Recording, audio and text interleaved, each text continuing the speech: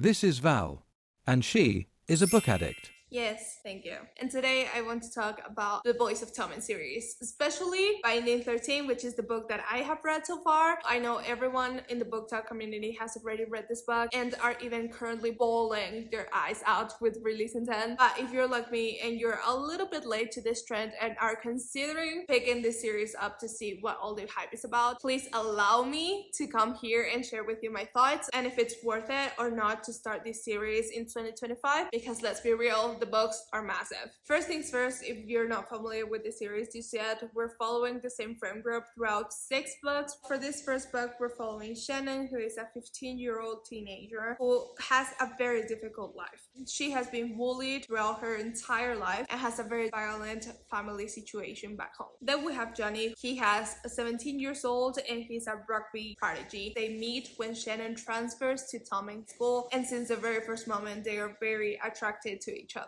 We're following them through their coming of age journey where they're trying to overcome their own very heavy struggles while also falling in love, and it's essentially very cute but also very heart-wrenching, the type of things that especially Shannon is going through at that specific age. If you're someone who is no longer a teenager and wants to start reading this series, I recommend going into it with a teenage mindset, because otherwise this is gonna be an eternal experience of immaturity and frustration with how the characters react to a lot of scenes in this book. But also that's essentially the point. They are teenagers, yes, going through a very difficult moment in their lives, but at the end of the day they are 15 and 17 years old, and I feel like the author does a pretty good job in keeping this teenage essence, in which for some of the things they may feel like it's the end of the world when it probably isn't a huge deal, but on the other hand it also hurts you to read about all the very difficult things and traumas and struggles that they're going through at this very young